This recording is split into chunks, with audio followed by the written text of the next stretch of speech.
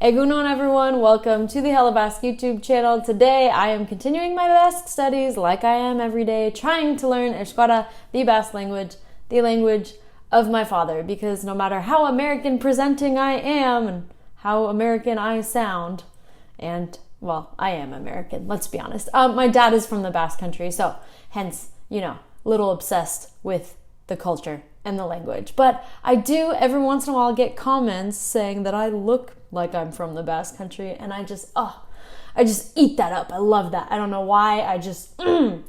So I love the idea that even by looking at me, you could tell I'm Basque, but I don't really see it. But I appreciate those comments. Anytime you want to tell me I look Basque, I'm happy to hear it. What are we doing today? Today we are learning Nongoa zara. It is a question that means, where are you from? So we're going to learn how to identify this question and how to answer it. So we're working with my online course. As usual, I will share my screen with you. But before we get started today, I just want to share a little story with you. I am still stuck in the house because if you've been following the news, well, my country isn't doing so good right now with the global pandemic. So my movements are limited. Like, if it were up to me, I would be in the Basque country next month. Like, my friend is getting married. I wanted to go, but it doesn't look like that's going to happen. So I'm stuck in the house, and I'm thinking back to my past visits to the Basque country, conversations I've had with people there. Through Hello Basque, I've been very fortunate to meet people, young people, when I go to the Basque country, which is really great. Because growing up, I went to the Basque country to visit family, like, all the time, but I don't know. If you've seen videos that I've done with my father, you may have noticed he is, how do I say this nicely? A bit older, perhaps, than you would think somebody who has a daughter my age. My dad had kids late in life relative to his siblings, so all of my cousins are 20 years older than me. And because of that, I never really had, any friends in the Basque country when I would go visit. I didn't hang out with anybody my age. I didn't really do anything fun other than, sit and eat lots of good food with my family. So I've loved through Hello Basque when I go to the Basque country, now, people want to meet me.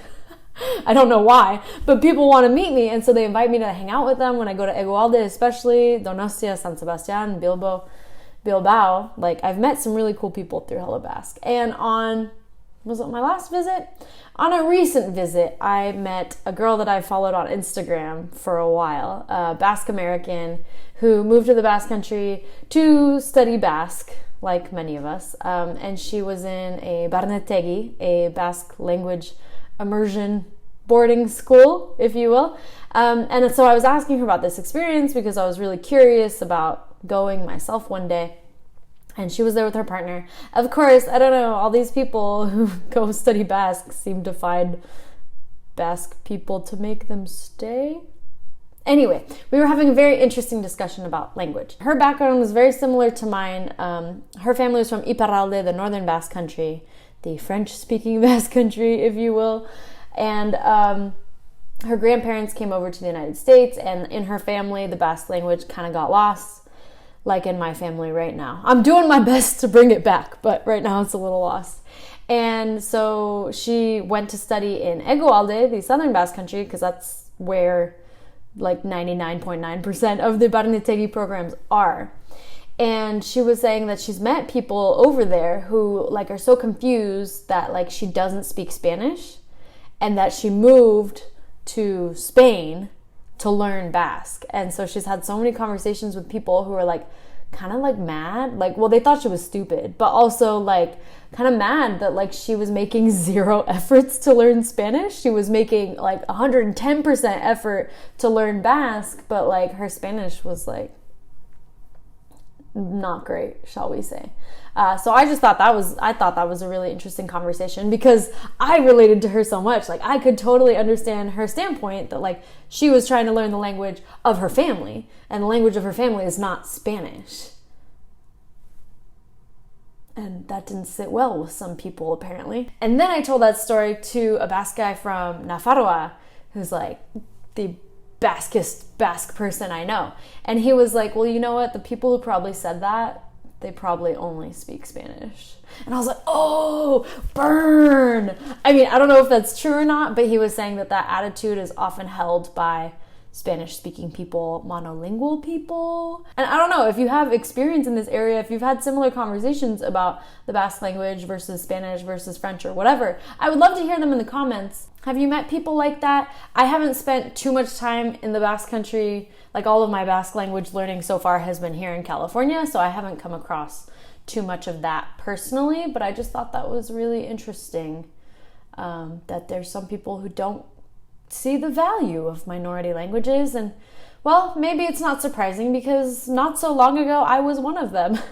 I don't know if it's still on the internet, but yeah, many years ago I wrote a blog post about how I had like zero interest in learning Basque. And it was true for me at the time. And I think the arguments that I made were totally valid for me and my life at the time, and things have changed. And that's okay. But like, I never thought it was stupid that people wanted to learn Basque. I just didn't see how the Basque language applied to my life and how I needed to learn Basque. But I would never tell people it's stupid to try to learn the language of your family. Anyway, now we're getting into politics. Let's bring it back to today's lesson. But I just, I have these things bouncing in my head, and I just wanted to share that little story with you today. With all that being said, let's get to work. All right, here's the page we are working with today. Nongoa zara, where are you from? Adividea, example. So here it is. Nongoa zara, where are you from? Ordiziakoa naiz. I am from Ordizia.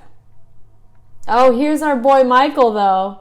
Michael Alemaniakoa da. Michael is from Germany. We just learned that a few days ago. And Ana Ordiziakoa da. Ana is from Ordizia. Wait, where is Ordizia? I've never heard of this place. Ordizia. It's a town in Gipuzkoa. Oh. Ordizia. Oh. I should have heard of Ordizia. It is right next to Lascaux, which I only know because it's the home of Maispide, a famous Barnetegi, and Beasain. Yeah, okay. So I wanted to look up where Ordizia was because we learned about Michael and Anna a few videos ago. I read their backstories, and it told me Anna was from, where was she from? She was from Mendoza, Argentina, and lived in Buenos Aires. So now I'm seeing why I'm so confused about their backstories, because now we're seeing some inconsistencies. First she was from Argentina, now she's from this town in Gipuzkoa. Does it really matter? No, but it bothers me. What really matters though here is learning how to say you are from a place. So here's the chart, Bokala. If the word ends in a vowel, we're going to use koa as a suffix. So if you're from Lascaux, you're Lascaux koa. From Argentina, Argentina koa. From China, China koa. From Peru, Peru koa. From Oslo, Oslo koa. Okay, but if the place ends in a consonant, we have an option, koa or goa. I don't know if this is true in this case, but I've seen in the past, sometimes when the K turns to a G, it's because the word ends in the letter N. So let's see. I think that holds true for this first example. If you're from Iran, you're Iran Goa. But if you're from Paris, you're Paris Koa. Oh, I guess it works ending in L too. Istanbul Goa, Madrid Goa versus Gasteiz Koa. Okay, so I don't know if this is a hard and fast rule because they're not telling us what the rules are for the Koa versus Goa. But from what I can observe here, it looks like if the place ends in the letter N or the letter L, it's going to be Goa. It seems like everything else for the most part ends in Koa. Let's try it, see if we get them right, see if that logic holds up. Nongoa da Achaga. Where is Achaga from? Achaga is from the Basque country. They give us the answer here, Euskalduna. So let's say Achaga is our subject. Euskalduna koa. And then the verb here, let's see, the verbs were zara and naiz. So the verb is izan, to be. So Achaga Euskalduna koa da. Oh, focus.